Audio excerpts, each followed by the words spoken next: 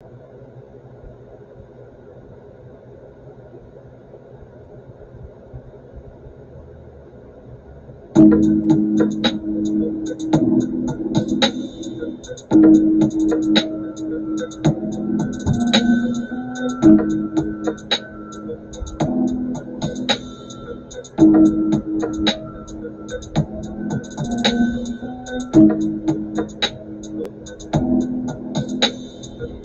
y'all hear me? Hey, can you hear me? Can you hear me? Can you hear me? Can you guys hear me?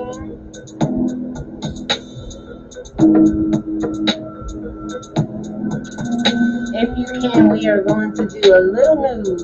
Just a little. Nothing much.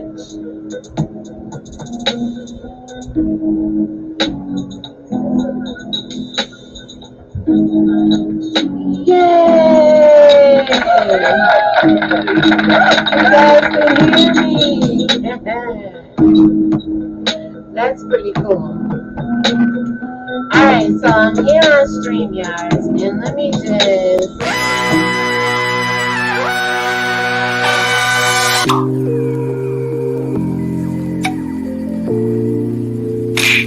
Hey everybody, shalom and welcome back to ReligionWinked TV, where my spiritual ears stay.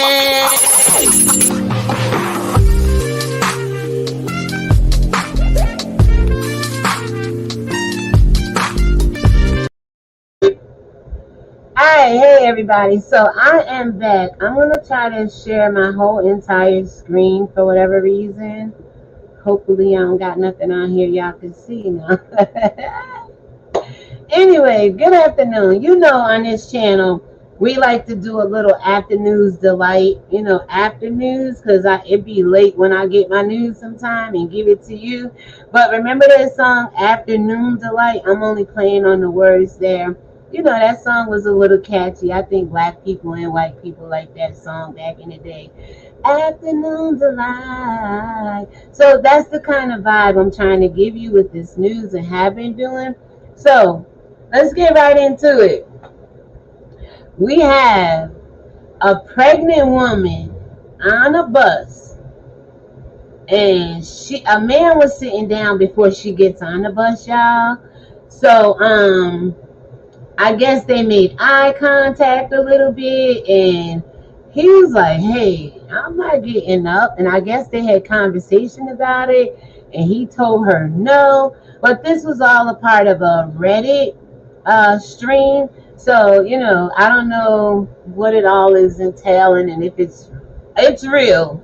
But if it was staged or, you know, I don't know. Because when you deal with forums like that, people are always trying to go viral. And one way to go viral is to be a young, healthy, fit. He looks Latino or something. It really doesn't matter what color it is here. And and he told somebody he's not going to get up off the seat, and immediately went to Reddit and put it in the forum. So you guys let me know what you think about this right here.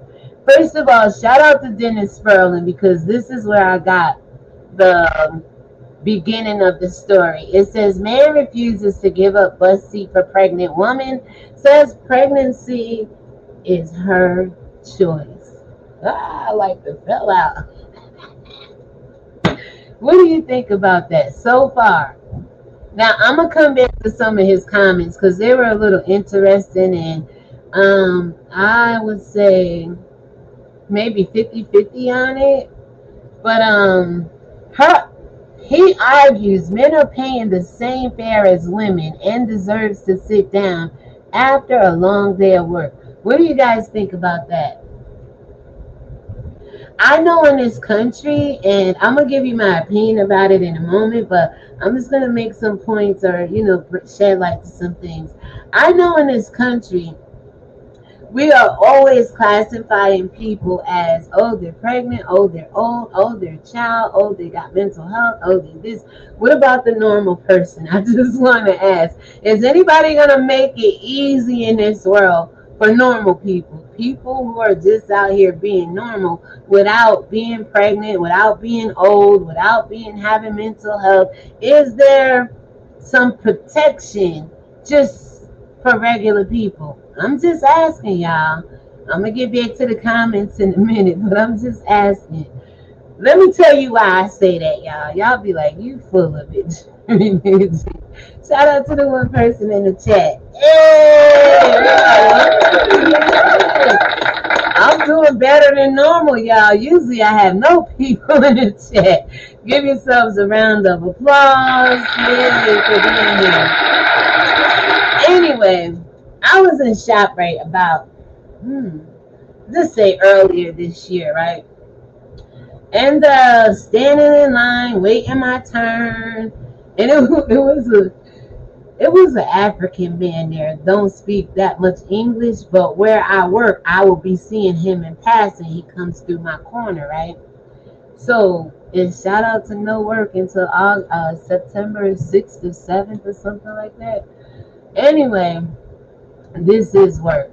So, I'm standing there. I noticed a little friendly African man. You know, a little puny guy, right? Just mind his business, humble, just put his head down, walking back and forth to work. And we would always say hi. So we're standing there just, oh, I know you from where I work. And he's, telling me how nice I am and stuff.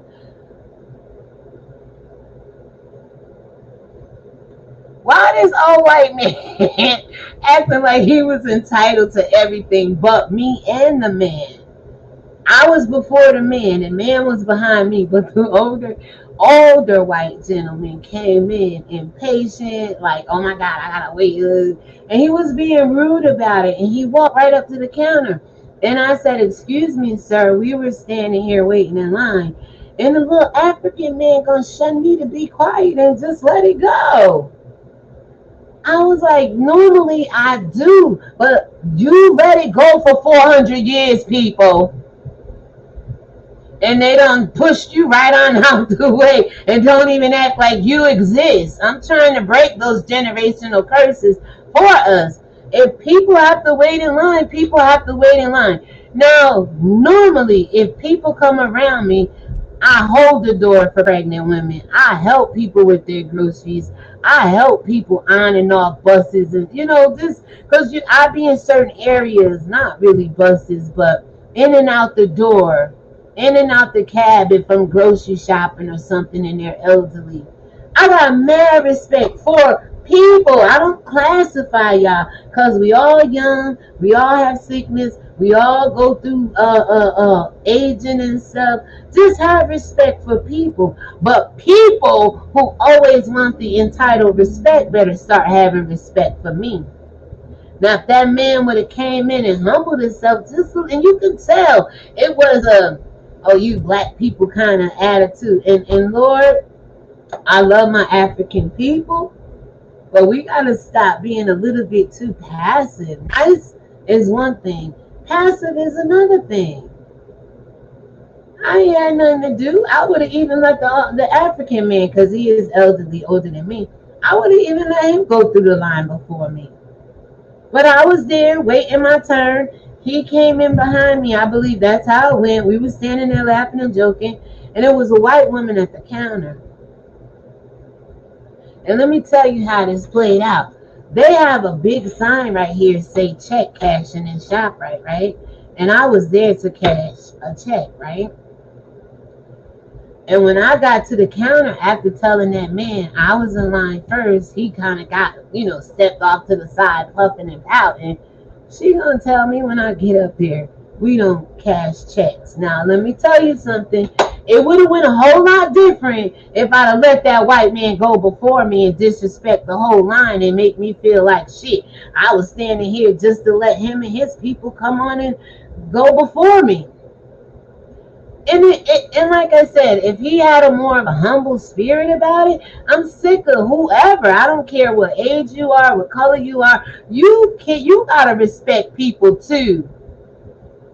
It's high time now we turn the tides and all this respecting one race, respecting one category, respecting one set of people. What about black normal people for the most part? Do we get the same recognition? Of course we don't, people. Of course we don't. So I don't know what color the pregnant woman was, but that was just my personal testimony. I know the man is like Latino. Let me go ahead and share this picture with you guys here. I think he's like Latino or something of that nature. But it's high time. You gotta knock it off. You gotta stop it, people. Yeah, this sound is coming through. If YouTube wants you guys to see it, they will. Where is it? Is it gonna come up?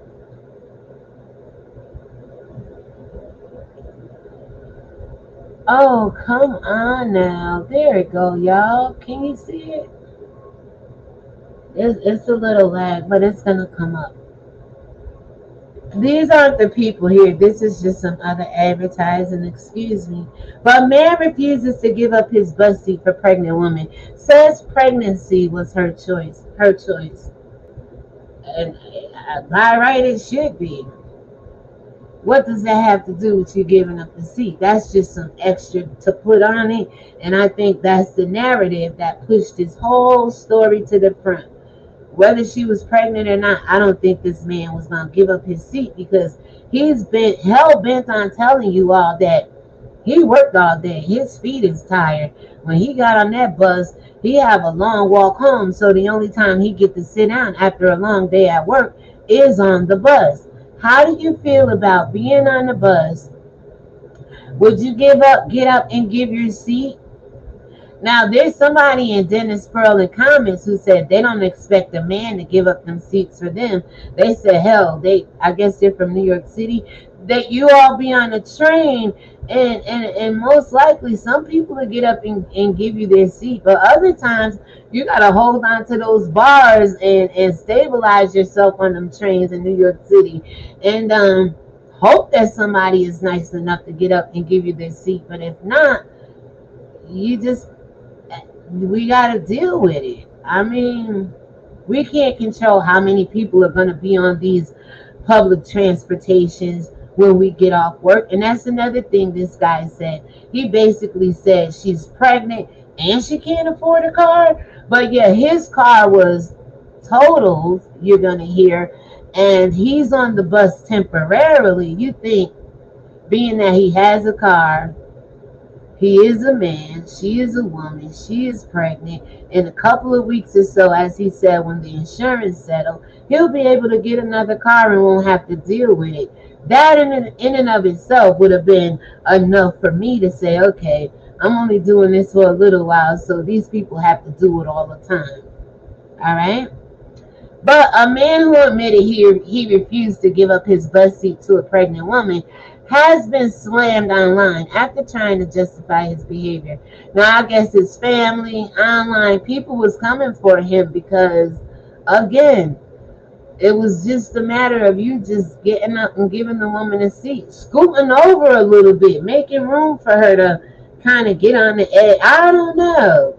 But people did not like this at all, y'all. What about you? How do you feel about it? So it says the man who posted about the topic on Reddit's Am I the Asshole forum. Am I the Asshole forum is what the forum on Reddit is titled. Explained that he works on his feet all day and he has a walk home after getting off the bus. So the time he spends on the bus is his only sitting time during that part of his evening. And what's wrong with that? There's nothing wrong with nobody wanting to sit down and have a decent bus ride home when they have to trek or walk some more distance before they get to their house, because the bus doesn't let you off right in front of your house. You're let off on this corner and may have to walk 2 or 3 blocks, depending on where you live from the bus stop and what stop you get off at, right?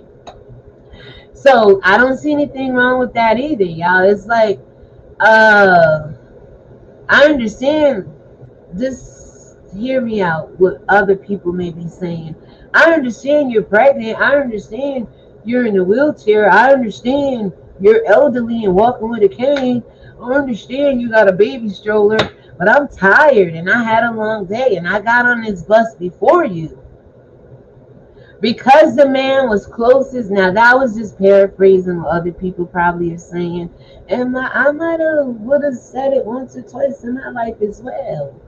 I don't ever remember. I can't tell you the last time I took a bus. I've been buying cars since 1984. So I really can't tell you. Taking a couple Ubers here and there. Might have been on the bus maybe once or twice since 84. Maybe car breakdown, have to go to the parts store to get the part for the car and then go back to the mechanic. I really haven't rode public transportation since 1984. I was trying to spoil myself. I was trying to social distance. I don't gotta be around these people. If I'm pregnant, get my ass in the car, drive myself where I gotta go. If I'm tired, hell, get my ass in the car and ride. I was always trying to protect myself and make it easy for myself, especially when my daughter came along. But it's like we have choices, we definitely. But I've always made it so I didn't have to rely on public transportation. One. And I told y'all when this pandemic happened, I was finding ways to social distance from a lot of people and a lot of entities because they just ain't godly. And some of y'all would say this man who did this Reddit forum, am I the asshole, may be ungodly for not giving this woman a seat on the bus. What do you think about that? I know y'all got opinions. You just don't have opinions on the things that I don't want you to have a damn opinion about. So there's two people, two comments. Wait a minute. Nessa, wait a minute. Y'all is here. Hold on. Hello at Religion TV. How are you today? Well, I'm good. Thank you for being here. So some man wouldn't give up his seat to a pregnant woman. Exactly. And here's why. He basically was saying the man who posted about the topic on Reddit, I am the asshole forum, explained he works on his feet all day and has to walk home for getting off the bus. So the time he spends on the bus is the only time he have to really like sit down, is what he's basically saying. Now some would say that's a poor excuse. He's less of a man. What would his wife or girlfriend think about this? If she was pregnant and somebody said no to her, how would he feel? There's a lot of narratives going on. So I just wanted to bring this story and see how y'all feel about it. And do you think this guy did it intentionally because he was in this forum or knew he can post in this forum to get some traction with going viral or whatever? Or do you think he sincerely was tired and just did not want to get up? What do you think, Nessa? Saying his family, listen, for the reasons the man doesn't believe, he shouldn't have to give up his seat to someone who's pregnant. This could be related to a lot of things. Black people don't have to give up a lot of things if they don't want to. If people on an individual basis could say, I'm not giving up my seat, I'm not giving up this, collectively, I'm always going to bring you back to the bigger picture here. Why can't we say, I'm not dealing with that when it comes to certain entities and organizations around the world? We all have a right to say no. But is it always right to do so at certain times? I mean, again, me personally would have gave up the seat to the woman, but I'm just trying to cover all areas and all angles of this situation.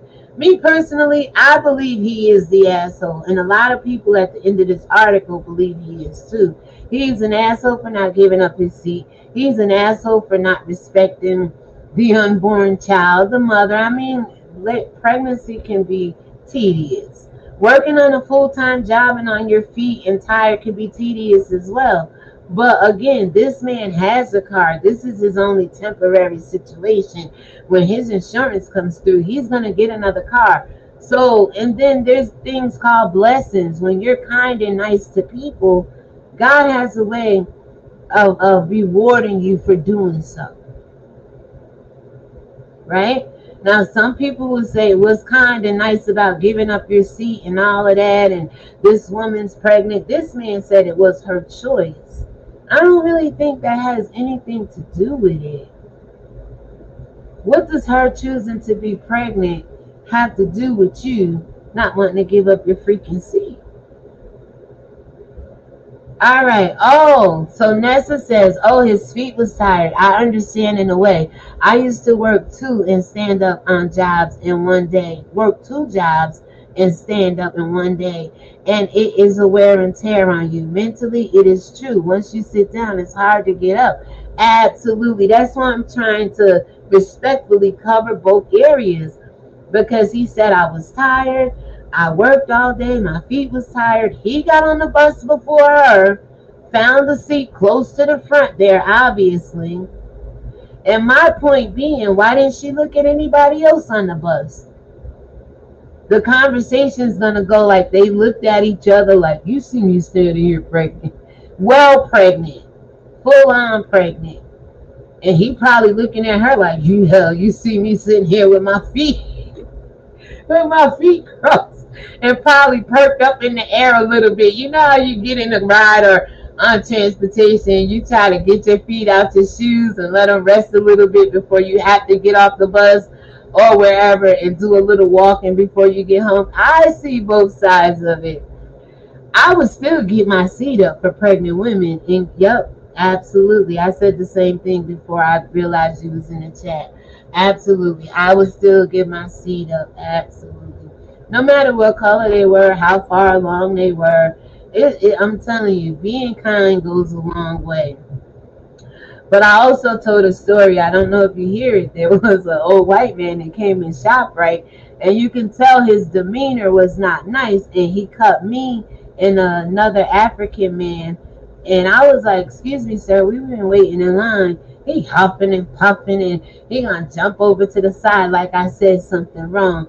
See, we can't even address people when they jump in line in front of us. I mean, it didn't turn out like Disney. Y'all remember Disney, how I guess there was a Latino family, black family, somebody left their phone in the first family, came back in line to get back in line, which I think is okay.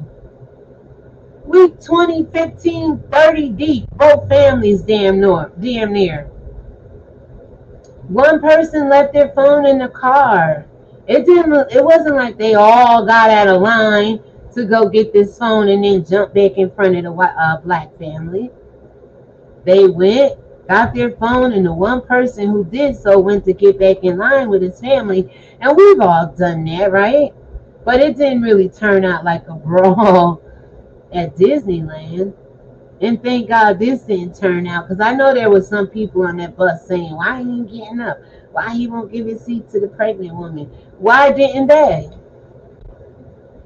Because at the end of the day, everybody know how public transportation is, but everybody don't understand how rewarding it is in the long run to be kind, especially to people you know have extra issues going on, I should say, have challenges at that particular time.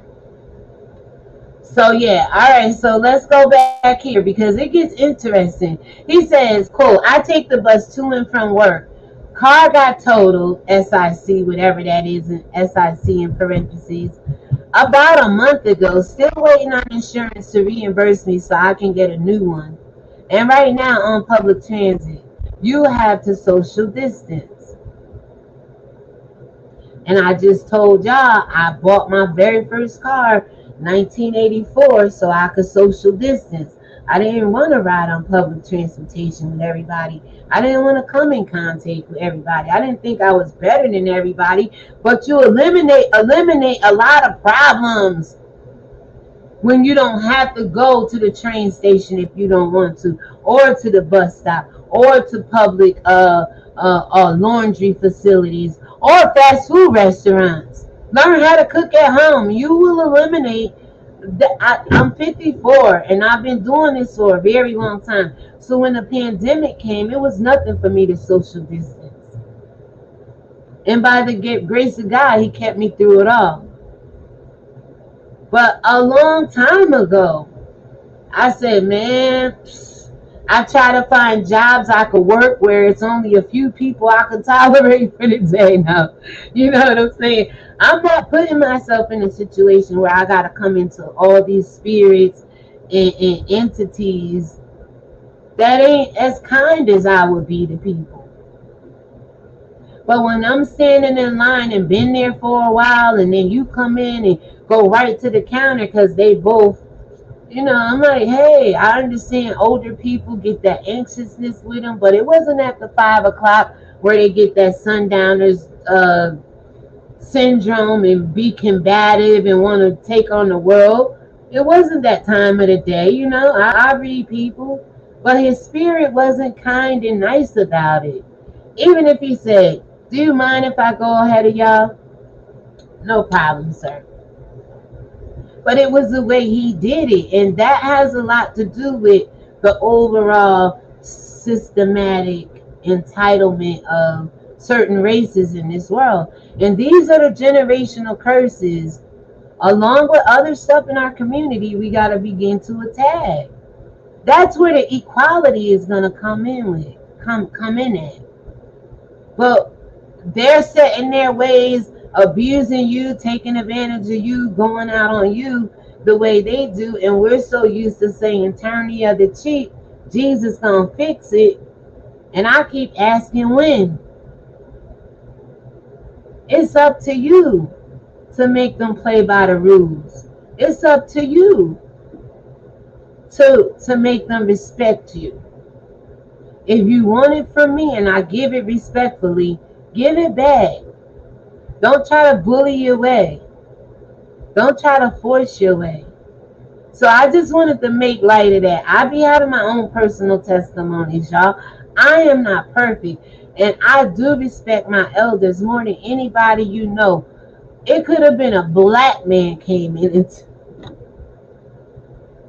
Storm Monroe said, y'all the reason his generation, because I'm like about 10, 12 years older than Storm, is why his generation is in therapy and on medication.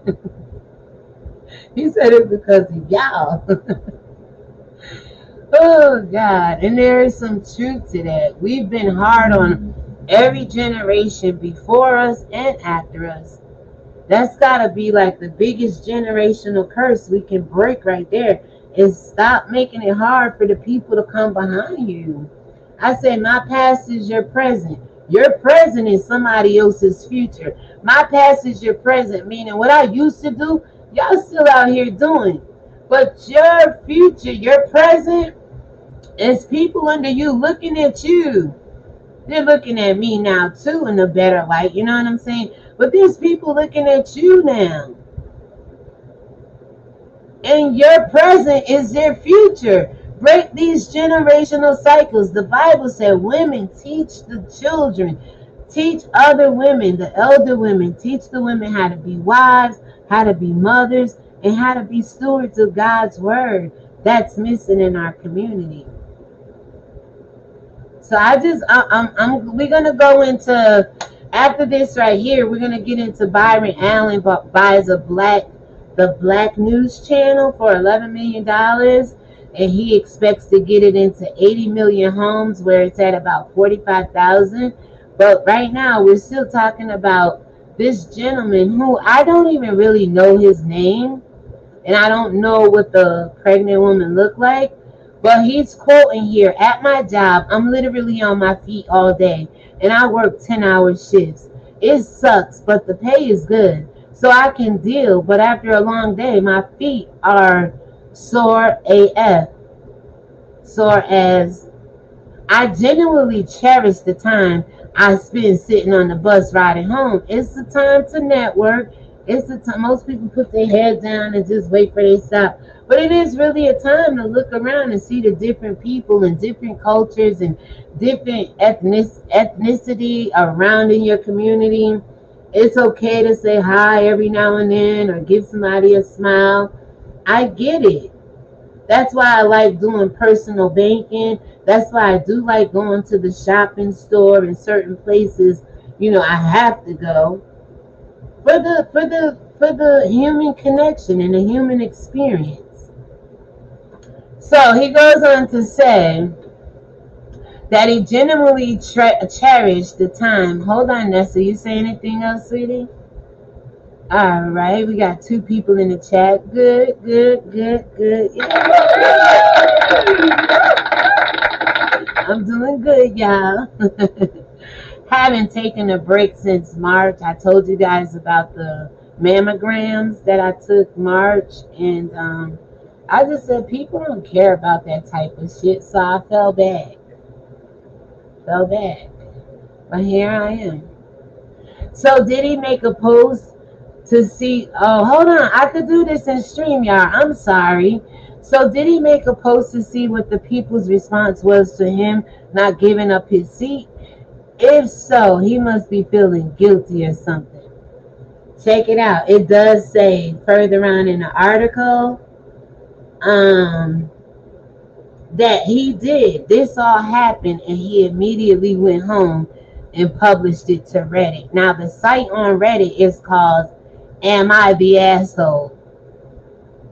So he probably been, since his car got totaled or whatever we just read, he probably been waiting for the opportunity to tell somebody no on that bus, like Rosa Parks told them no. Honey, I was sitting here earlier. Now I'm not making light of Rosa Parks, but you know she told some people no, right? I'm not saying he did it in the same reason, but you don't know what these people, he could have been getting on that bus for I don't know how long, a week or 2. I wish somebody would ask me for my seat. Who haven't done it? Who haven't got on public transportation? Said, shoot, I hope an old lady don't get on here with her bags and I gotta get up and move to the back or just get up and stand. Who haven't thought that? You're lying, your feet stink. If you say no, that's what my ex-grandmother used to say, ex-grandmother-in-law. Excuse me. You're lying, your feet don't stink, y'all. If you're sitting here saying, I hope that mother and the baby stroller don't look at me. Man, listen. All that man got to do is hold one hand like this and hold this can like that, and he'll be steady riding on the train. Who haven't sat in just me? No, just me though. So he could have been very well Nessa sitting there like, you know what? I wish would get on here and ask me to give up my seat. And then the opportunity presents itself and he immediately runs right to Reddit with it. So that makes me think, yes. Your question was, if so, he must be, well, no, you said, so did he make a post to see what the people's response was to him not giving up her seat? Let's go. Absolutely. Because I'm going to skip down some. I'm going to have all these articles here linked, right? So basically, when we do, let me go right here. So, quote, so last night I'm on the bus and a very heavenly pregnant lady gets on. And I would imagine he posted all this to Reddit to see their response. She looks around for a seat, only to find there are no available ones left. I'm the closest to her. So she's, and I'm sure there's other people close to him and close to her. So she starts giving me the imploring eye, like, you see me standing over here pregnant, inconsiderate bastard. Get the hell up out that seat. Just having a little fun with it, y'all. But I would have been standing there saying, you know what? I know you see me standing here. Hell, the whole bus. I would not have really just expected him. But I'm sure there was other young, strong people who may not have worked all day, just got on the bus to go get off the next stop and could have gave up their seat, right? We don't hear him saying nobody else gave up the seat. We only hear his part of the story, right? So that's all we have to go on. But there was other people on that bus that could have gave up their seat as well if they wanted to. So it goes on to say, I had my headphones in, listen. I had my headphones on and I tried to pretend I couldn't see her. Now when I read that part right there, I said, this man full of shit. He full of it. He know he seen that lady there. And if he was gonna say no, why let all this time go by? Just be like, just ignore it all the way, or just be like, I'm not giving up my seat. Somebody give up their seat for the lady if you don't want to be the one to give up yours. And maybe somebody else would have got up and gave up the seat. If they were anything like me, I'd have been like, why the hell you ain't giving up your seat? See, that's the games people play on public transportation. So in 1984, I bought my very first car for $800. It was a Dodge Omni, bitch.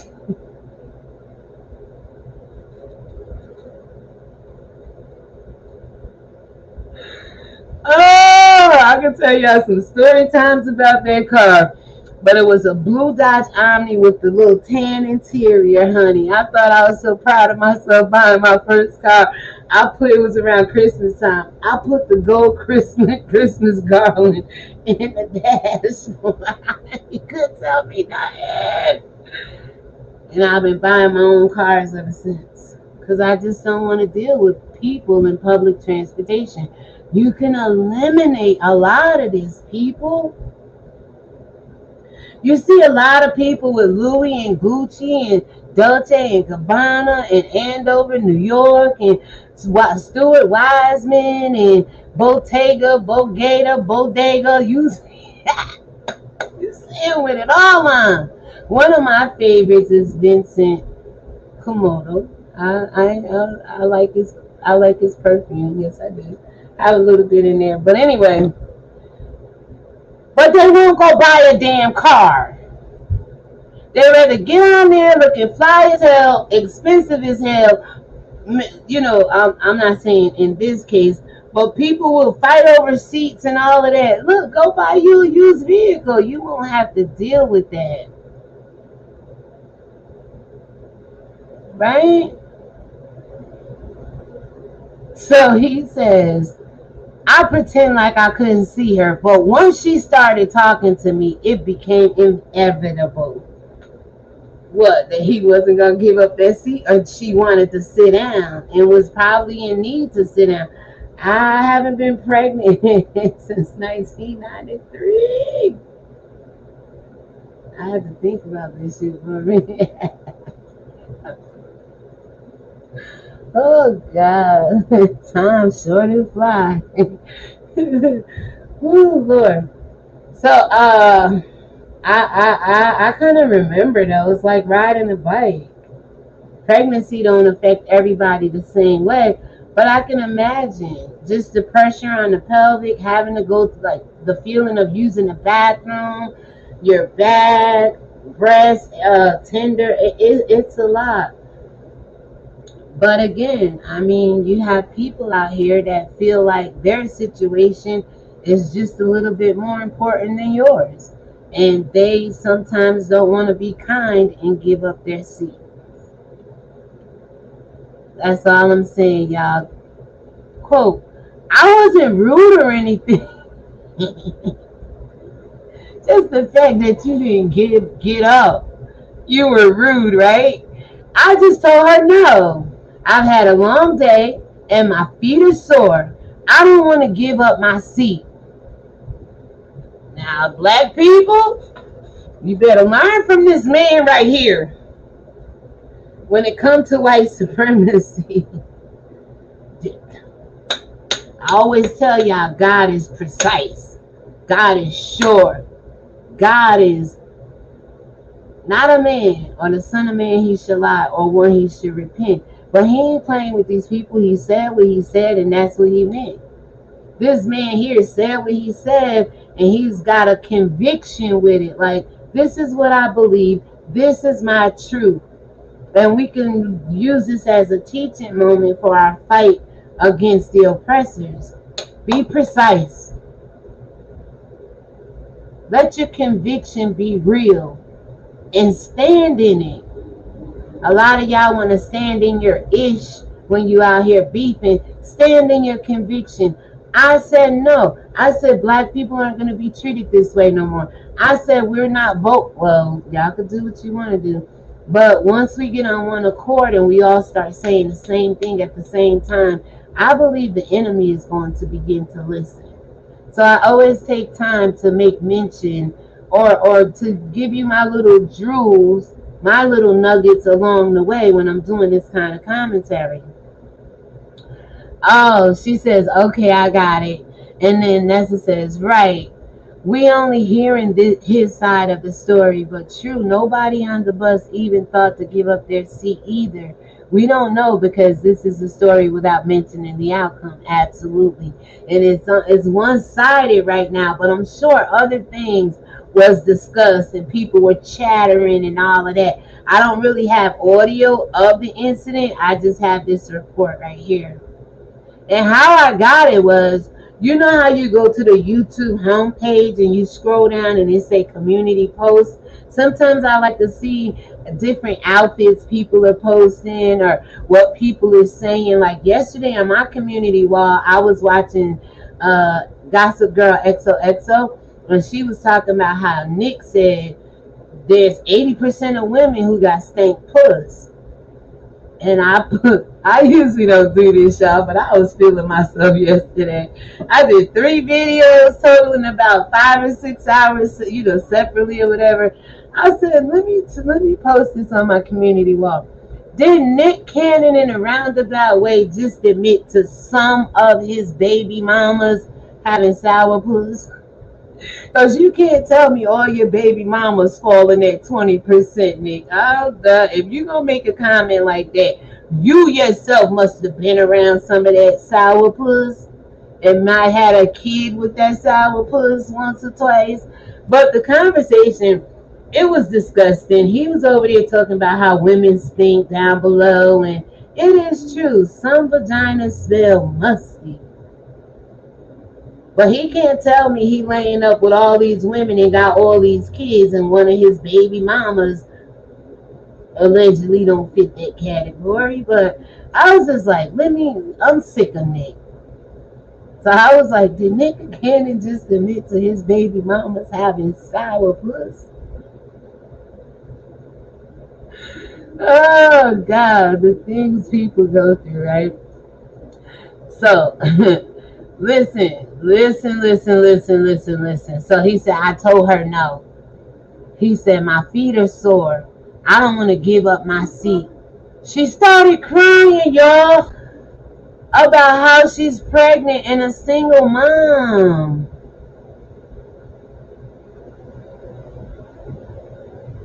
Well, that's what Vicky Dillon tell y'all to do.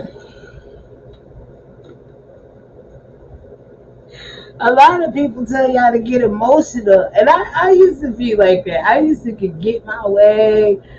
It wasn't quite manipulation, but it was that, oh, you gonna feel my pain today. The story is true, but I'm gonna make it so inviting. You know what I'm saying? I was that way. I shed a little tear to get what I want every now and then, but sometimes I'm telling you, Vicky Dillon telling y'all to go out there with Karen crying and cut you in the bank and start arguments with y'all out there, and she's bothering me. She wants y'all to even more louder than the Karen. Getting all emotional, and I'm telling you, I've been studying the 7 chakras. And it is that solar plexus one down there that control your emotions.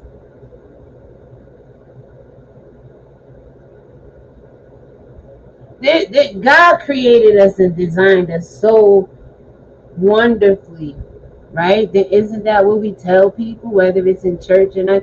And carefully made, right? Like, So why is it hard to believe that there's certain parts of the body that controls our fight or flight mechanism, that controls our emotions, that controls our stability, that controls our voice, that controls our love and how we expect people to love us, and that controls our all-seeing eye. Like, I never used to like to call it that, but the Bible, forget Horace and all-seeing eye there, but There's a scripture in the Bible, and I told y'all this last year, in the beginning of this year, and since I've been telling y'all, I came to the revelation right in the Bible that the Bible says, if the eye be single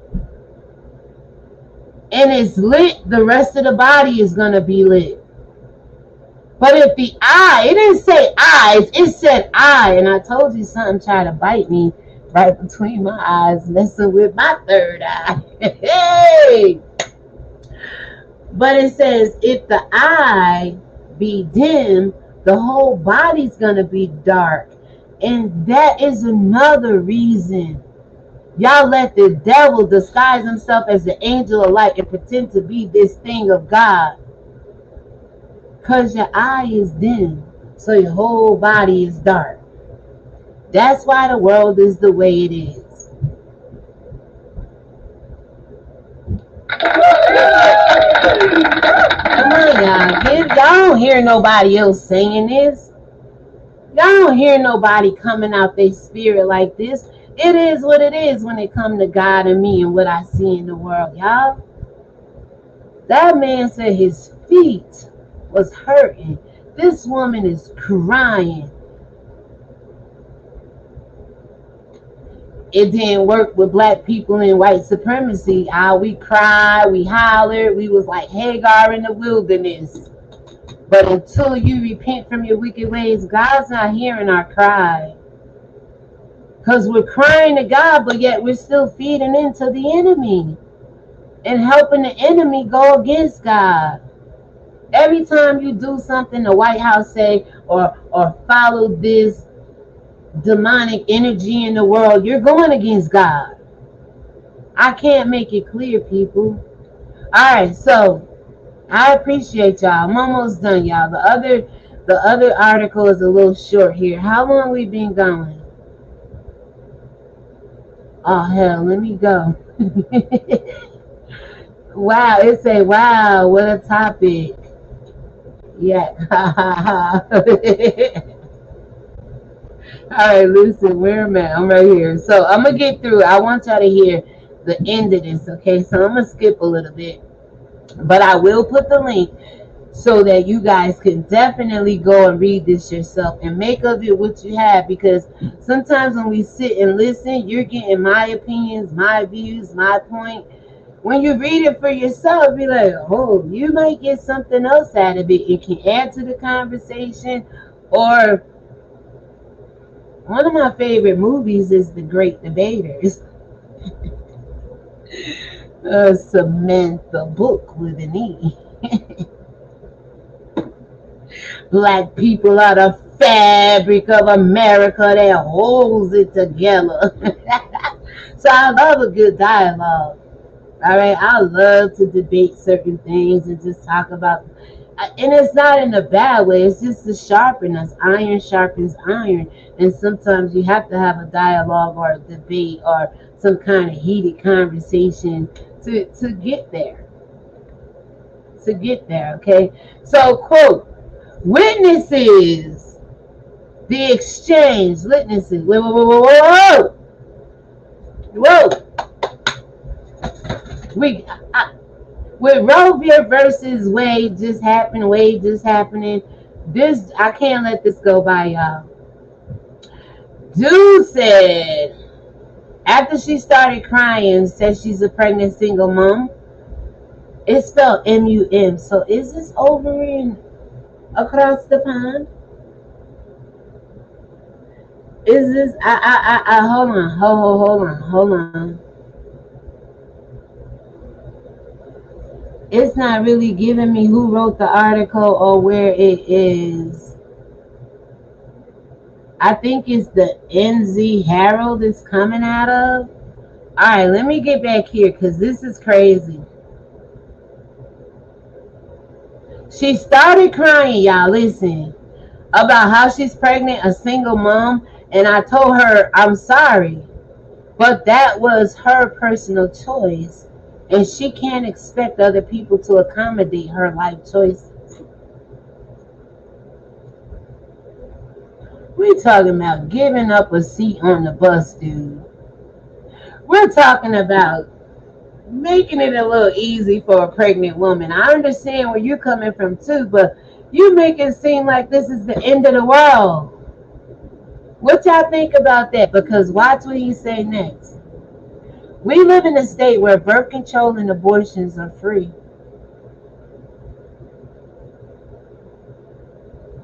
So maybe this isn't really about giving up a seat for a pregnant woman. Maybe he found an opportunity to have confrontation with a pregnant woman so he could state his facts about birth control, abortions. Remember, there's some sick people in this world like Bill Gates and his father who study eugenics. Come on, y'all. And want to get rid of people, and the more you have babies, the more they feel you pollute the land. I'm just saying. There's some truth to that. This guy could be sick in his head and just have it out for pregnant women. Saying all this. Now, if he would have just said, no, I ain't giving up my seat. But to say, we got birth control here, you could go get an abortion. What the freak did the baby do to you? So it's something more, but let's go, all right? So after he says that, he says, so I don't know why this should be my problem. It's not my fault she decided to have a baby when she can't afford a car. Come on, Nessa, what do you think about that? Come on, y'all. Come on here and talk about it. It says, yes, it may be in Europe. I believe so, the way they spell mom. Absolutely. So what do you think about what he just said? Damn, we've been on here 2 hours with just this one story. But I'm going to wrap it up soon because there's some things that's said at the bottom that's going to reiterate your question and summarize this whole situation that we're discussing. But he said, it's not my fault. And technically, there's a lot of people in this situation. And it's really not our fault that you never bought a car but end up having kids and now you got to get on public transportation to get to where you got to go. But still, even that not being my fault, I could still see the struggle in it, dude. And me knowing I'm only going to be on this bus for a little while until the insurance gives me my check, I can sacrifice my feet hurting for maybe even, it probably was even 15 minutes. He probably would have had to stand up on the bus before his stop came, right? So this is bigger than just giving up the seat, y'all. He saw an opportunity to get all this out about, well, it ain't my fault. He probably been wanting to say this to somebody for a very long time because it just came freely unless it's scripted in his mind. You know what I'm saying? Thought out, carried out. He probably saw the woman because on the bus, you could see who getting on the bus. And probably saw her standing there at the bus stop like, this is my opportunity, baby. And ran with this narrative, ran with this whole conversation. So, here's where other people get involved, Nessa. Witnessing the exchange, another man on the bus offered his seat to the pregnant woman, calling the man a worthless punk. I didn't want to tell y'all that. I wasn't like, yeah, somebody did offer up the seat, okay? Saw the exchange, saw how this dude was sitting there coming at this lady. She's emotional, she's pregnant, just trying to get to her destination like anybody else. And somebody saw it and gave her the seat. So yes, Nessa, there are some good-hearted people on that bus, okay? Absolutely. But I didn't want to give y'all that part of it. I wanted to make y'all think that she was still standing up by the time I get done with this conversation. She's somewhere still on that bus riding, okay, now. But there was, somebody did help her out, all right? Now listen, as they were trading seats, the bus driver had to slam on the brakes for whatever reason, and the pregnant lady and the old man both fell.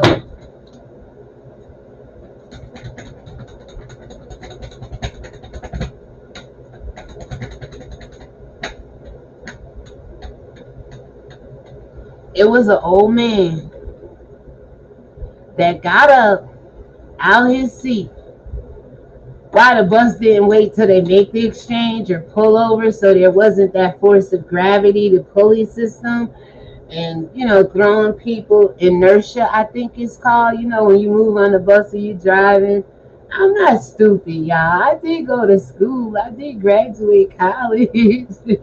I don't know everything, but I know enough about a lot to survive in this world. But yeah. So why didn't the bus driver just pull over? Why? The older man got to stable himself. The young lady got to get to her seat. But it says as they were trading seats, the bus driver had to slam on the brakes for whatever reason. So they were doing this in transit. And the pregnant lady and the old man both fell. They started yelling at me, calling me all sorts of nasty names. But I just looked the other way and ignored it. He continued. I write short stories. How about Nessa? I gotta go out at 3 o'clock. I'm gonna be done here in a little while so I can take care of some things before I go out at 3 o'clock. But I'm gonna go out at 3 o'clock, and when I come back, I'm gonna tell y'all a story about me getting on the bus. All right?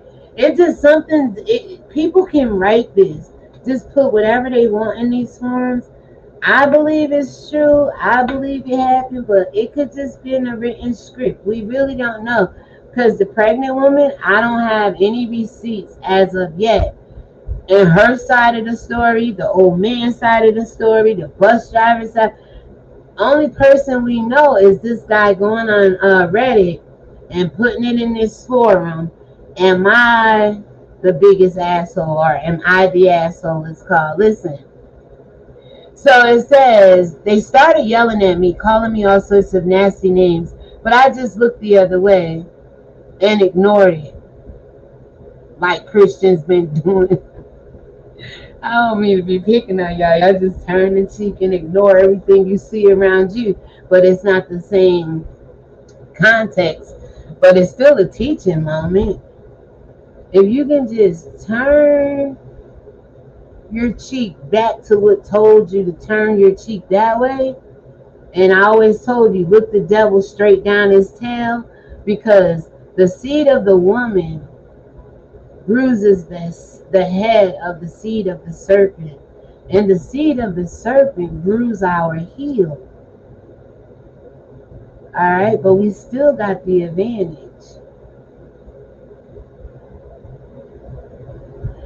I was tired and I had a long day, and I don't know why we need to keep perpetuating the idea that breeding something means you're entitled to people's seat. See, this breeding, this abortion, free abortion, this it's her choice to be pregnant, and she's pregnant and don't have a car.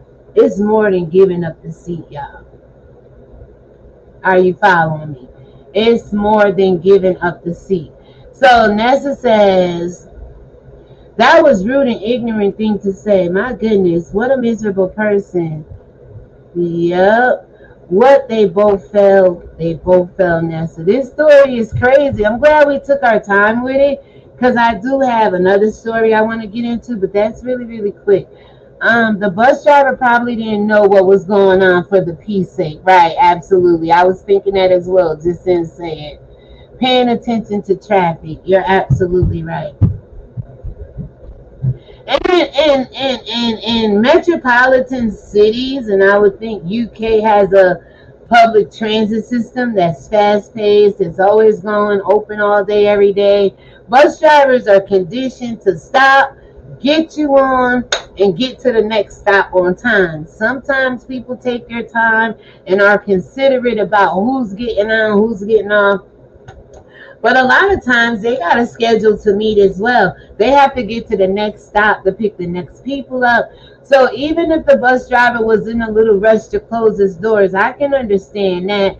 And I can overlook the fact that he didn't pull over, and make sure that we're talking about adults here.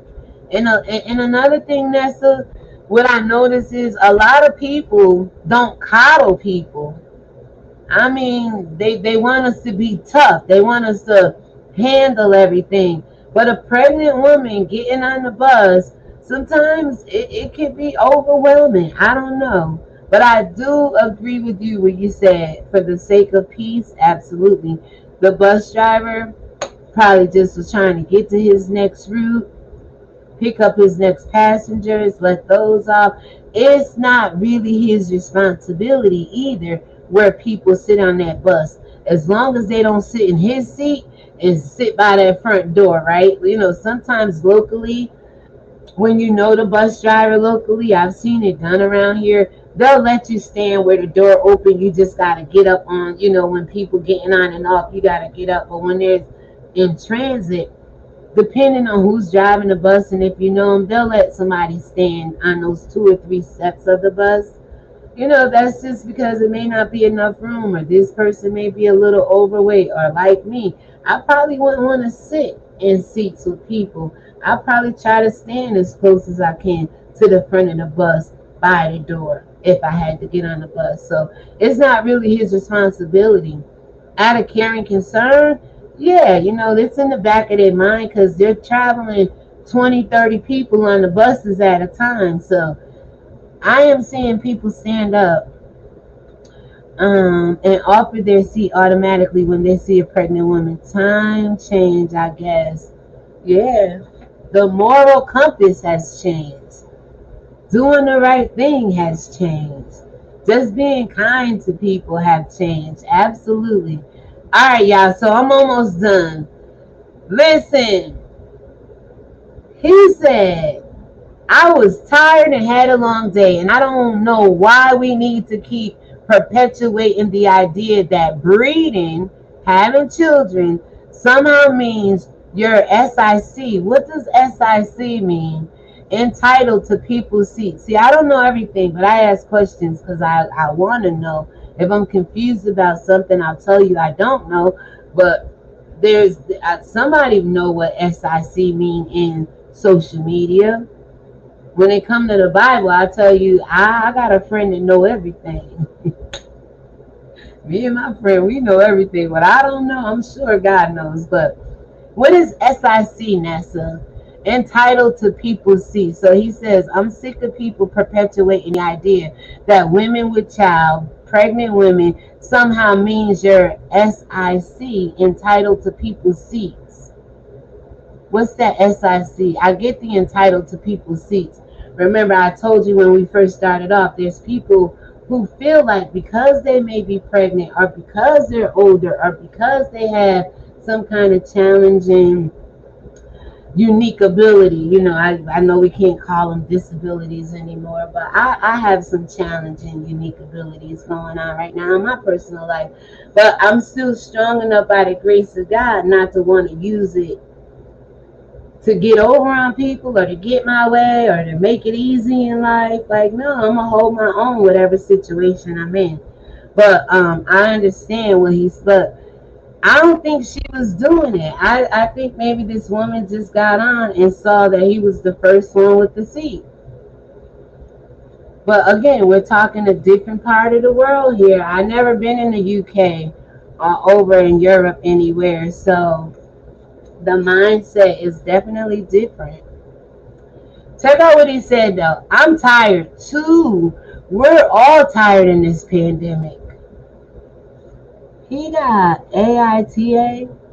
Oh, we're all tired in this pandemic, and he got am I the asshole though? He got AITA. Am I the asshole though? What do you think, Nessa? Is he the asshole? So he allegedly said he got on the bus. He was tired. Hold on 1 second, y'all. Let me get some water. He said he was tired.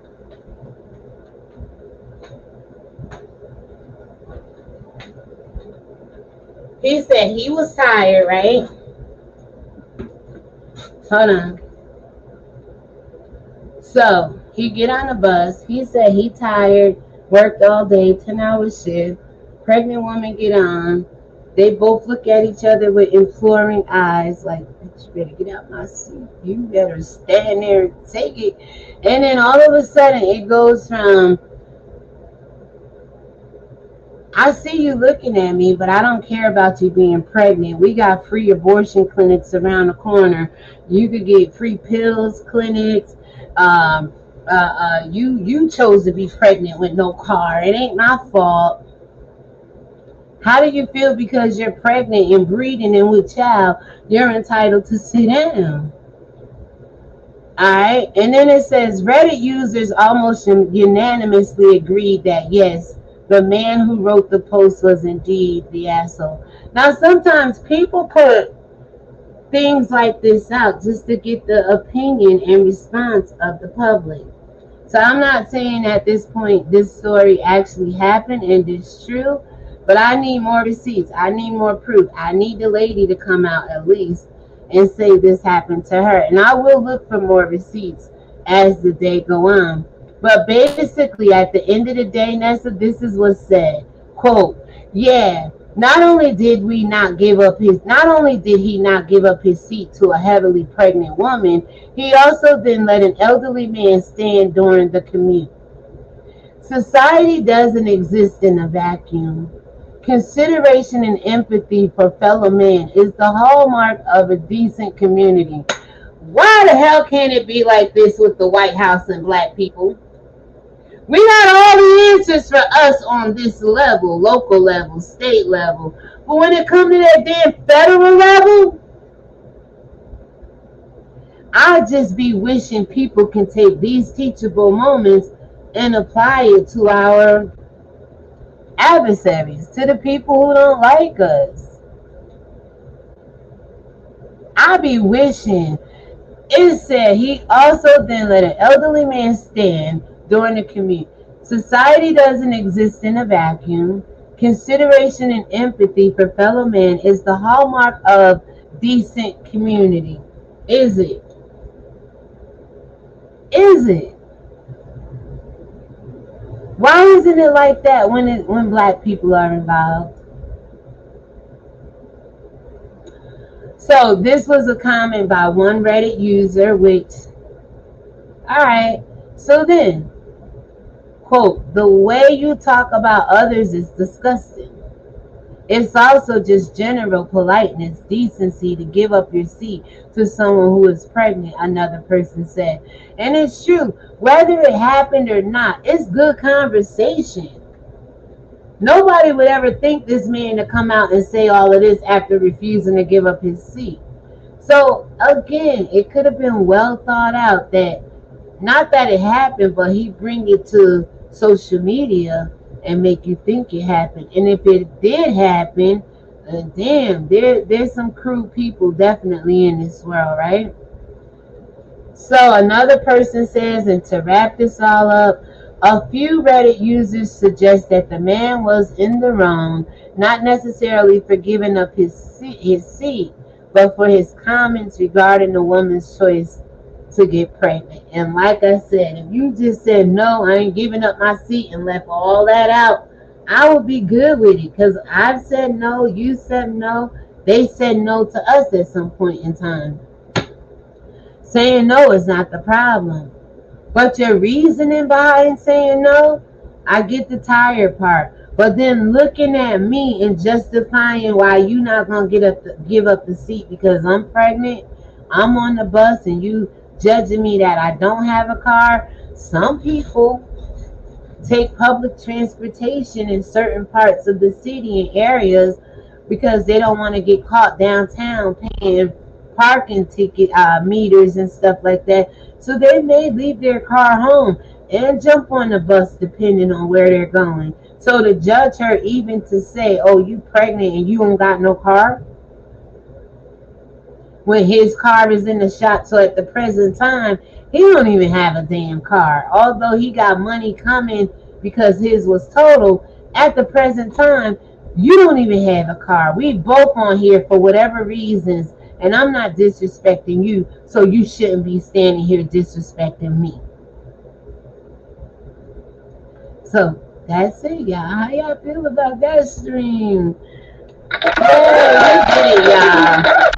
Maybe scenario, right? Remember, was Was it the McDonald's that the baby mama got a little upset because baby daddy only brought over baby child, his child, and not the other 4 children or however many she had in the house? Some McDonald's, and they were saying it was just a skit, it was just a scenario, and a lot of people responded to that. And I know that the devils of this world put a lot of scenarios out here, and we respond to them as well. You know, I always got to add that in, y'all. But in this case, I feel it was just written. It was just a post. He was in that I am an asshole, and this would make you the biggest asshole on Reddit, right? And that's the name of the forum. Hell, maybe I'll go over there and write something to make me look like the biggest asshole. Y'all might give me some recognition then. Yeah, maybe scenario. Oh, you got it, Nessa. SIC. I looked it up. A word insert before a quote. Got it. Because he did it several times in the article. So it says, mean the text was quoted verbatim. Mean the text was quoted verbatim. In exactly the same words as were used originally. Absolutely. So y'all, let me know what you think about that article right there. I can't end it. Yeah, let's just leave this here. Or no, I could change the title. What do you guys think? It's over 2 hours. That's kind of my limit because I do want to come back live. But just to let you know before I go, all right, let me do this because I did say I was going to share this with you guys. All right, hold on. So Byron Allen got a little money, y'all, and he became the savior of the Black News Channel. Now, the Black News Channel been around. I guess it went bankrupt or closed down sometime last year. But Byron Allen Media Group is buying the Black News Channel with plans to revive the bankrupt cable news outlet and significantly grow its distribution footprint. It's somewhere in 45 million homes right now through companies like Comcast, Charter, DirecTV, and Allen says his company can grow that distribution to about 80 million homes in the next 6 months. Damn, I wish we can grow 80 million souls to know God in the next, 2,000 years.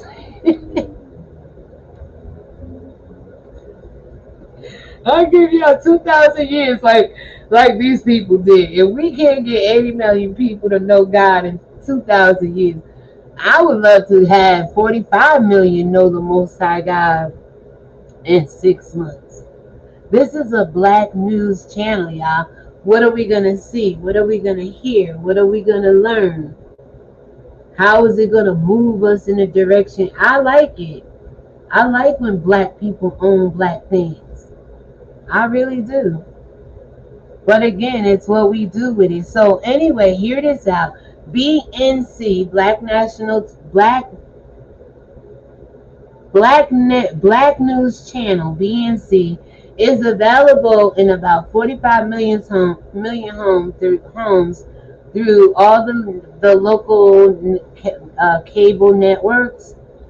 They want to get it to 80 million homes in 6 months. It's not immediately clear, however, what Allen has in store for BNC's lineup or programming. BNC had just rebooted its primetime lineup last year with hopes of turning things around. And the reason why I wanted to stick this in here, because you know we did a video earlier, right, about Bishop Whitehead, right, and Larry Reid. So it's a good segue into their conversation because they were the third people I had on the docket for today, right? The third subject. So you think he gonna have Larry Reid and Bishop on the Black News Channel? he need a lineup. Hell, that was some good. That was some good tea. I mean, it is what it is, but that was very interesting, right? So yeah, he basically he bought it, he owned it. Shad Khan was the previous owner, a white man owning Black News Channel. I'm trying to tell you, black people can't own shit. We can't do nothing without them having a footprint or some kind of hand in it, right? So previous owner, Jacksonville Jaguars owner Shad Khan, had invested over $100 million in BNC since its 2020 launch. And you mean to tell me you was shutting down last year? Before shutting down in March, I believe, of this year now, he spent $100 million and sold it for $11 million.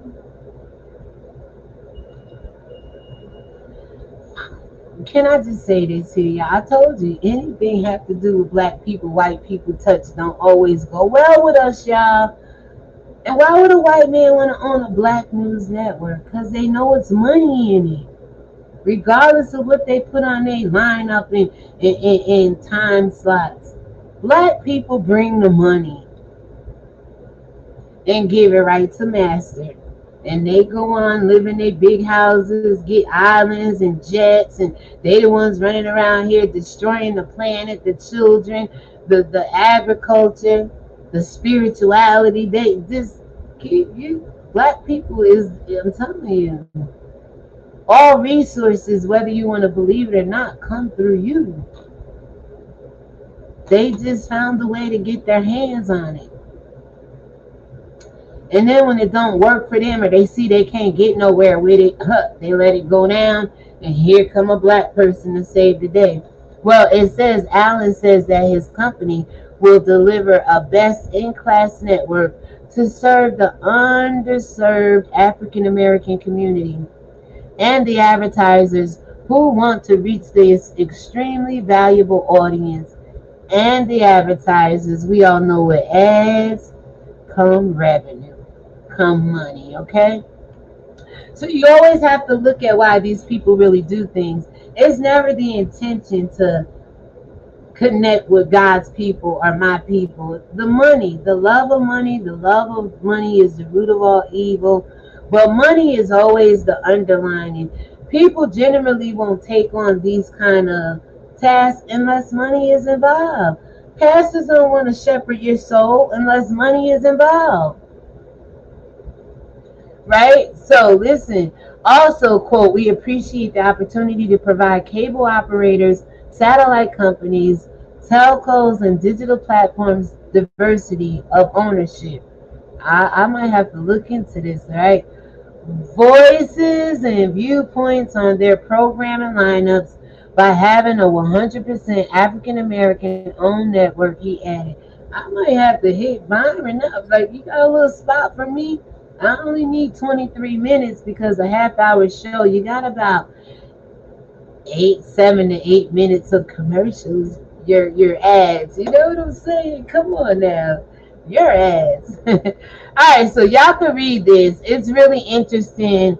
His acquisition of BNC out of bankruptcy suggests that Allen has no intention of slowing down now. And black people, if we can get on this level and acquire and assume and gear everything back toward our community, for us, by us, and somehow keep the hand of the enemy out, we will do a little bit better. Now, I'm going to go ahead and get into Bishop Whitehead just a little bit because I wanted to flow. I would love for Bishop Whitehead and Larry Reid to have a slot on that network. Honey, y'all like entertainment.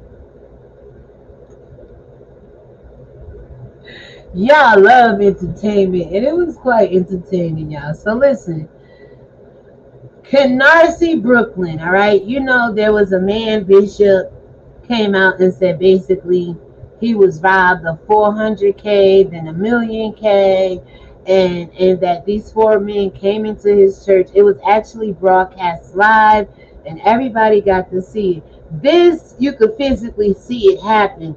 That last story, we don't really quite know yet, right? But you can believe that this man laid down on the ground.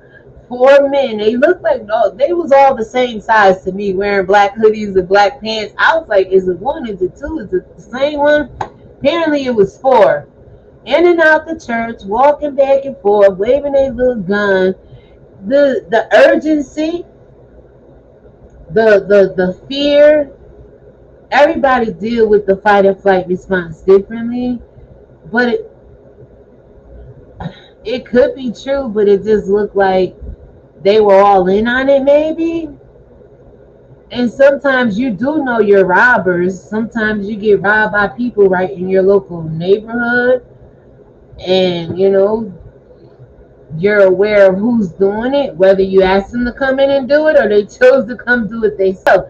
So if it's one of those kind of robbers, of course they're not going to shoot you, your wife, anybody in the parish, because they know y'all.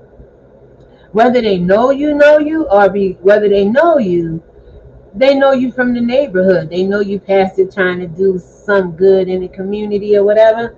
But it looked like they was family. It looked like they was parishioners. It looked like they was part of the storefront church. I don't know. But it's real. It happened. We have footage. We have Larry Reid live and this man arguing about it. We have Storm Monroe's excellent coverage of it, y'all. And I'm going to get into that when I come back. Right now, we are going to end it here. I don't want it to go too long. We're going to end it here. I'm going to come back later, and we're going to do a little bit more. All right, hold on. Let me stop sharing the screen. We're going to do a little bit more of the Larry Reid. I got about 5 or 6 slides open. I still got stuff on my phone.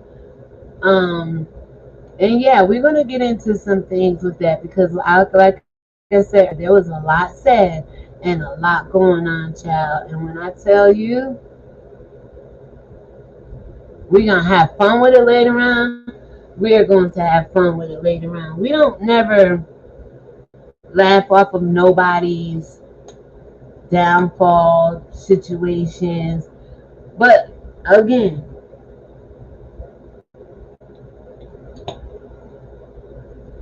some situations are worth laughing at. And just the way they was arguing and going back, it was funny, y'all. It was really, really, really funny. So I had a good kiki. I had a good laugh today. I'm trying to wait till this screen pull up. Hold on. Alright, so where are we? Nessa says he could have kept that to himself. Only make him look foolish to me. Absolutely. Nobody's going to agree with him on this. On this one, no matter how tired he was. Girl, you absolutely right. And I you know what? I can't even agree with him. As tired as I've been lately, I was like, no, get up and give the woman the seat, yo. That was the right thing to do. Whether she cried or not, looked at me with her imploring eyes. The minute I seen her get on the bus, I'm the first one to pop up and say, ma'am, would you like to sit down? Whether they're older than me or younger than me, it's about respecting people. Whether they respect you back or not to an extent, I'm not going to let nobody steal my joy. That's part of my makeup, my chemistry, respecting people. And again, I'm not going to let nobody take that from me. And he should not have either. That's why I think this was like some college, what do we call it? Assignment, experiment. Just some social experiment to get a response from Reddit. I watched the video of Bishop Whitehead. It looked very strange, but I wasn't there. We gonna get into it, baby. When I tell you Larry Reid did an imitation of how he got on that ground. and lay down, honey. I was rolling over here. I said, this has got to be one of the best storylines going on social media right now that actually has my interest, because it's a lot. When I tell you it's a lot, Larry Reid knew a couple of weeks or a couple of months ago, maybe, I don't know, that the man had got raided by the feds. And with that being said, hey,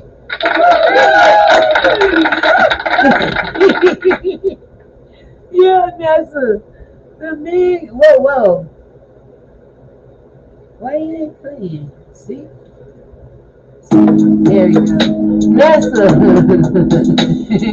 Larry said in one of them clips, you don't care about the people. You out here scamming and stealing from the people. But Larry said he knew prior to this video coming out that you watched. He said the man had been raided by the feds prior to that. So Larry said he was just sitting on it. Larry had some ammo. He had some ammo up his sleeve, but Larry said the man had been raided. For what? We can get into that. That's going to be a specific video. When I come back, I'm going to change the title. Actually, I can keep the title the same because we did cover all three subjects. We just didn't go in depth with Bishop Whitehead. But that's the third thing. Then I can take these things off my timeline and go on to something else, y'all. Stay prayed up. Stay in the Word of God. Stay close to God. The Bible says, guard the Word in your heart. And sometimes we go out guarding everything else about our lives, but we forget to guard this. And that's so you might think I'm crazy, but I be saying to my family and friends, when it comes to guarding this heart and this heart chakra right here, obviously you're not doing it, because how could every man you get with break your heart? For starters. You know, it's like if your heart is guarded, you be more particular and I like this word, precise and calculated about who we date. And now when I was younger, up until like, I'm gonna say, even my daughter was born in 93. Even then, she kind of, I said, God, if you give me her, there was things going on. I'm going to raise her, dedicate her to you like Hannah did Samuel. Shit, you think that shit happened? That was my part. That was my take on it, right? And she changed my life. That's why I love her dearly, and people think I do too much with her. Like, I don't. Y'all don't know. If she probably never would have came along, where I would be right now. And I thank God for her. We had our ups and downs and go through it damn near every day. But I don't think she realizes how much she means to me and what I sacrificed and dedicated to her and to God just to be able to raise this child. So that being said, y'all, have a good day. I think everything is done here. Let me come back over here. Shout out to the two people. All right, let me see. Nessa says, thank God no one was shot, but to just target him and his wife for a robbery that none of the congregation got robbed seemed absolutely weird to me. Again, we'll get into it more. If it was a robbery, everybody would have had on, a watch on, a pocketbook next to them, some Louis Gucci. If it was a real robbery, it was a storefront. Not that many people in there. Not knowing how big the storefront is, but knowing the storefronts I know in New York City and how things are set up, it wasn't no big, I don't believe it was a big storefront. And if it was, I don't believe the congregation was that big. And 4 men going in there would have took from everybody. And then when I hear him argue with Larry Reid, And I think he only mad at Larry Reid because Larry Reid was clowning him. And not so much Larry Reid, but it was a lady named Genesis, who we call Biggie Smalls.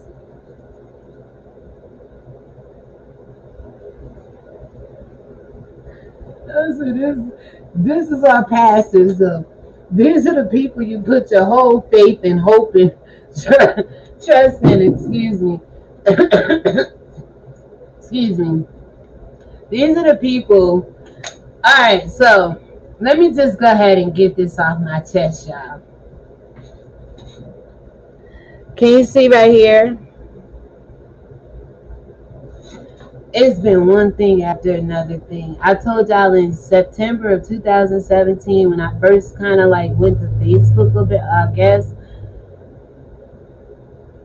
They don't know if it's lupus. It's inflammation. I don't want to get into my medical, but just the other day, I was like doing like this right here. I was like, so if you hear me cough a little bit, I'm under a doctor's care, and we looking into everything. I'm healed by his stripes. I don't claim none of it, but the reality of it is, to be able to face your fears, you first must have to look at them, okay? And I'm looking at everything that could bring me fear, and I'm dealing with it. I'm addressing it. I'm on top of it. I'm healed by his stripes. He was bruised for my iniquities, wounded for my transgressions. He bore the chastisement of my peace, and by his stripes I am healed. I don't know about the church. I don't know about anybody else, but I know what I choose to believe. Even going through it, it's what you confess out your mouth that you manifest. Not what's going on in your body, not how you feel, what the tongue produces life or death. So I'ma always stay. Whatever's in my heart, they say out of the abundance of the heart comes the issues of life, and the mouth speak. So don't hate on me for that. You should never tell me these things and then I apply it to my life and you have some problem with it, church. And then the manifestations come. God start to reveal stuff, and all of a sudden, one of us is looking like the devil. So you can't put these religions out here in front of people, or these spiritualities, and then when God allowed people to work them or understand them or connect with them, and you do more churching and hollering out Jesus and giving money to the church and making the conferences and buying the books and all of that kind of stuff like I used to do. Now I don't do it no more. We equally still sitting here looking just as good, healthy just as each other, able to talk with one another. What's the difference? It's more peace going on over here in the kingdom of heaven than it is in the world where the church is. That's the only difference I see. So that bishop has some past and scamming old ladies out of their Social Security checks, their money. I heard allegedly, absolutely. And I think Larry Reid know, but when he said he had got raided, come on, yo. Let me just keep it real with you for a minute. I told y'all on this channel I've been to prison, but it's hard for y'all to tell, right? Because when the Lord delivered me, see, some people still trying to be delivered. You got to deal with the E-R-E-D, delivered, EDs, past tense. When the Lord delivered me, that prison shit came off of me. The streets, the hood came off of me. But these people who are in the pulpit act just like pimps. Still in the street. That's what Larry said. Nessa, I'm gonna let you hear this part right here, and then I'm about to go, okay? Cause Larry, this ain't funny because it has a lot to do with a little abuse, but one of them, I can't remember who said, that's why you sucking peen. The other one said, you was in prison sucking peen.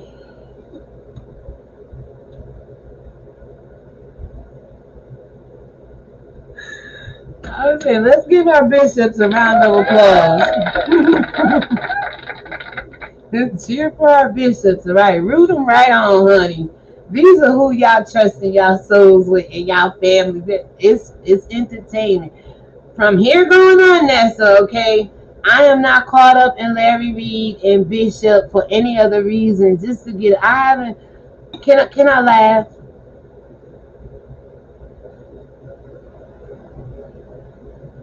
Can I enjoy myself with commentary? That's all I want to do. I ain't saying nothing that these people haven't already said. Genesis got under his skin, right? And one person came on Storm Show and was like, it wasn't Larry at first doing all the clowning. It was this lady Genesis. And when I realized her name was Genesis, I was like, oh, she got to be the first one, huh? You know, Genesis the first. She got to be the first one to clown this man.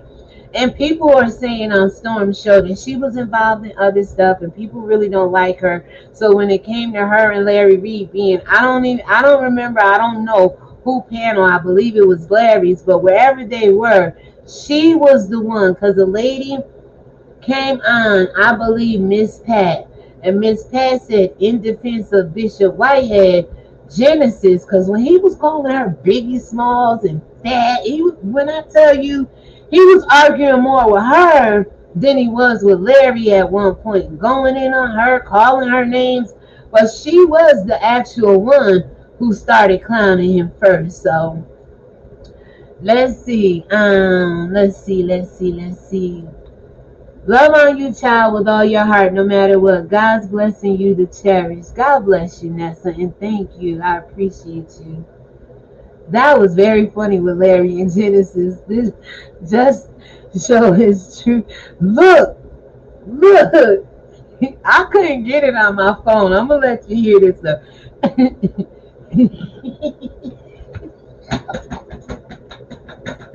Wait a minute, Nessa. Wait, Nessa.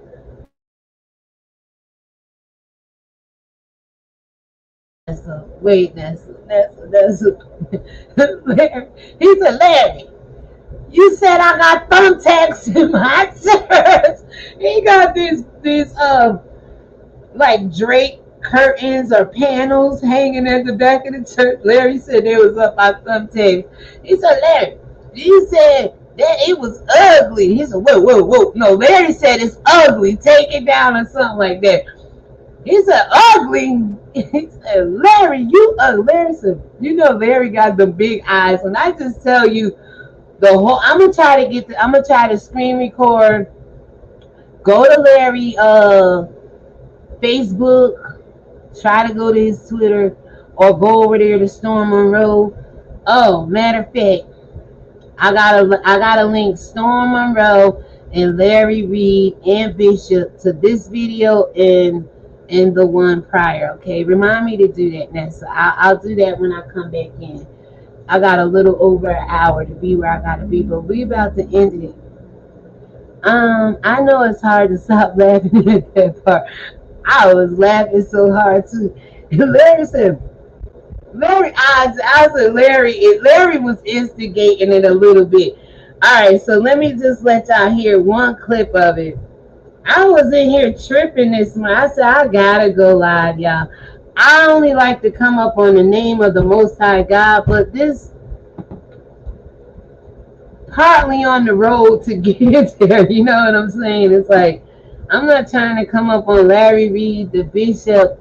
I'm still inserting the Most High God. If I was just sitting here roasting and gagging and just talking about them, it'd be something different. Hold on. I gotta find that. It was crazy.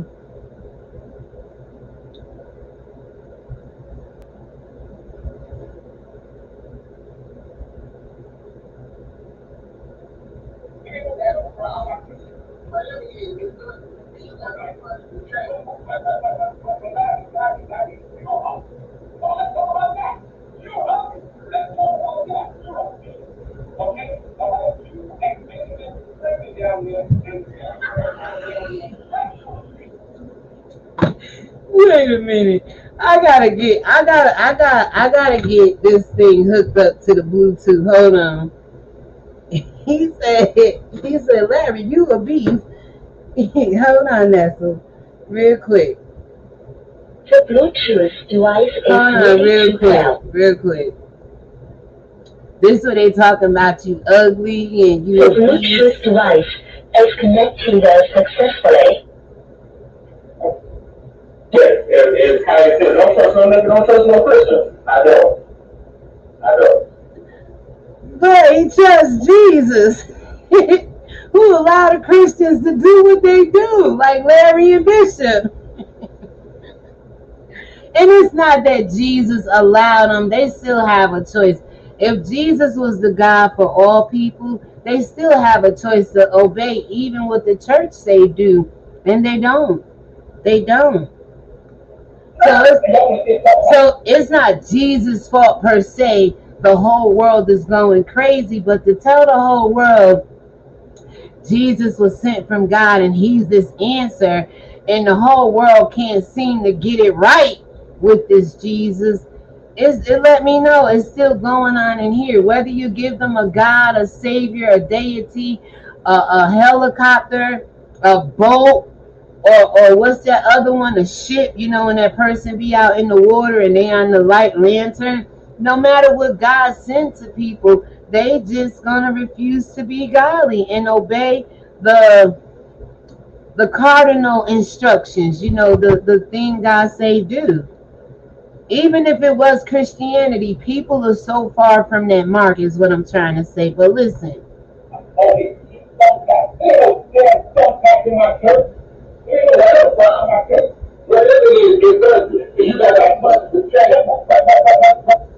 He said, ain't no thumbtacks in my church. Larry said, whatever it is ugly.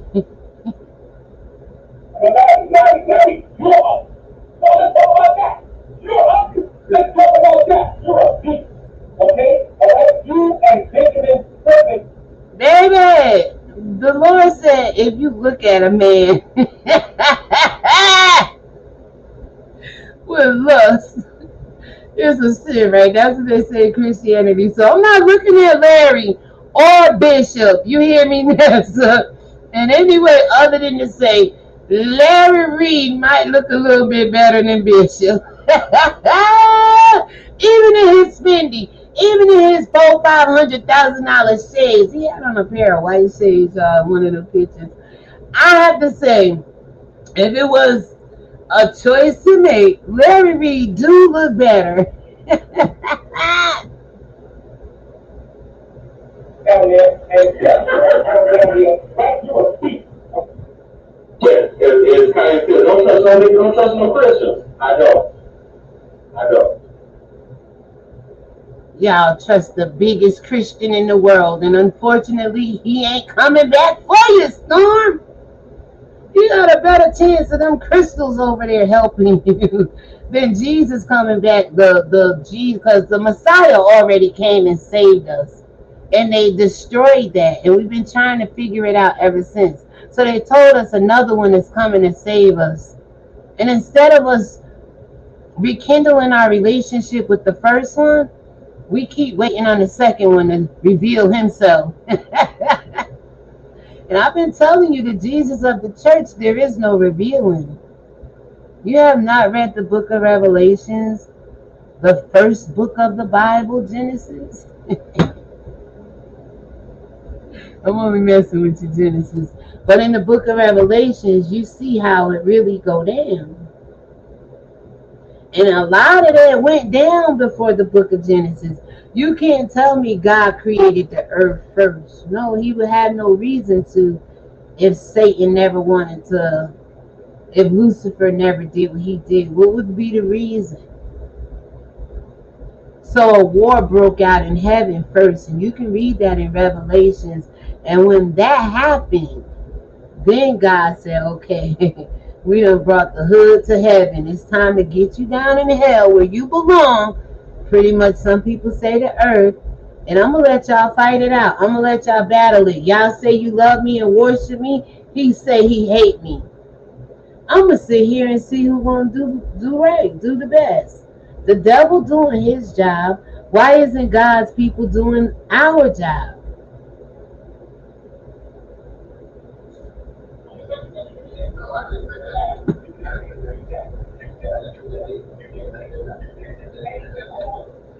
The Bluetooth device is ready to pair. The Bluetooth device is connected successfully.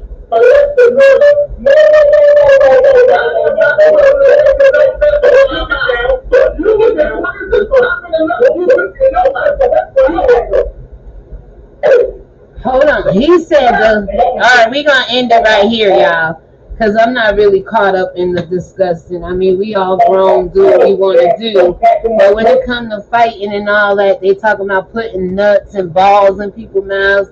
He said to Larry, didn't you have nuts in your mouth? And Larry tell his story. Larry actually said while he was younger, he got molested allegedly. You know, he tell his story and was assaulted. But Larry said even after then, he had balls in his mouth, okay? And Larry came back and said, this what, when Larry said even after then, it's on Storm Monroe video that I'm going to link here. It's going to be around the 2 hour and I think 1 or 2 minute mark where Larry said, you know, something like to that effect. But in this clipping right here, he said, didn't you have balls in your mouth? Larry said, well, you in prison and had some in your mouth. So they going, they hurling, they slinging all kind of mud, dirt, all of that, y'all. With that being said, let's go ahead and give Nessa a round of applause. Nessa, thank you so much. I appreciate you. LOL brought the hood to heaven. Girl.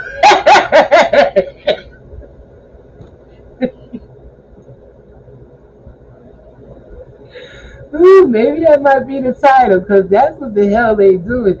And look, they all trying to, you know how Screwface said, everybody want to go to heaven, but nobody want to die. Until that flesh get out the way, baby. If there is, and we all tend to believe there's a mindset in a place called heaven, that flesh can't go though. And I always tell y'all that's Lucifer, Satan problem, demonic problem. They've been trying to get to this place where God is, and they've been trying to destroy you and impersonate you. They know they can't get by. They can't get away with it, but this is what they've been trying to do. Find some flesh they could use that they think they could trick God with to get someplace called heaven or get near God. If you think I'm lying, even in the Bible, Nessa, God was talking outside of the book of Job. It says in chapter 1 that he was communing and talking to his sons. And then here comes Lucifer, Satan, talking about, hey, daddy, what are you doing?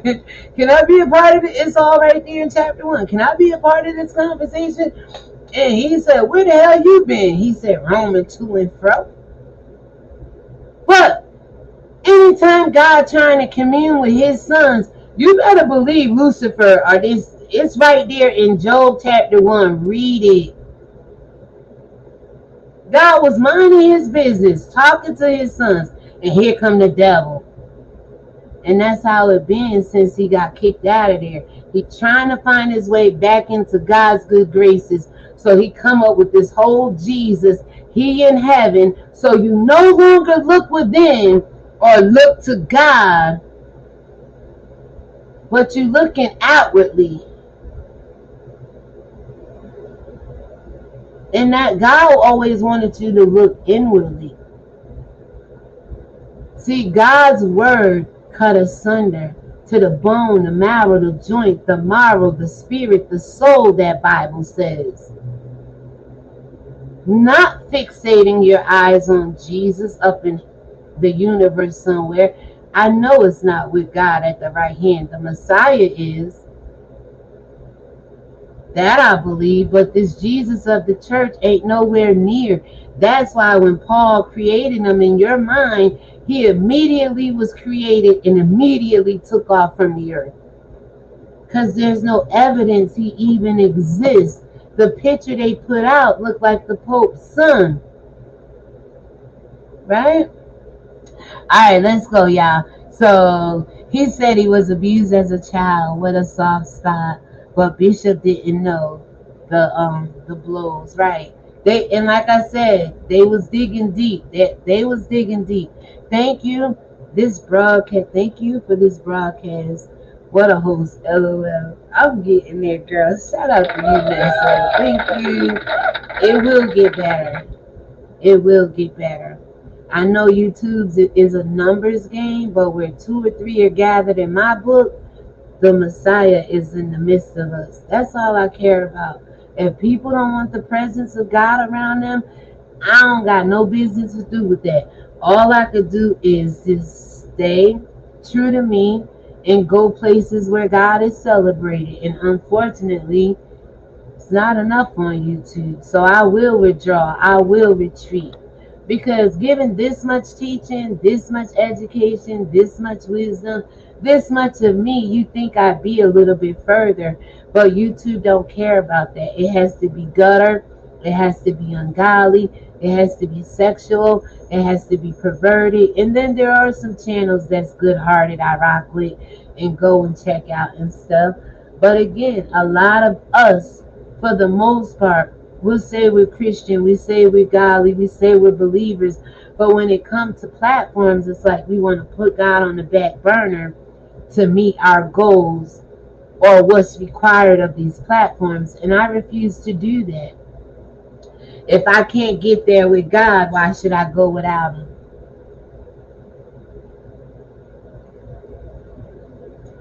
That's all right. Hopefully this will get replay traction. If not, you're my best kept secret. Absolutely.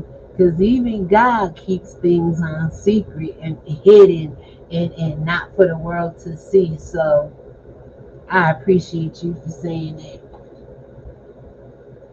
Alright guys, gotta go. One more round. I like this little voice box here. Yay! I'm out of here. And don't forget to, God bless you. The Bible says a merry heart does good like medicine, but a broken spirit dries the bones, baby. God bless.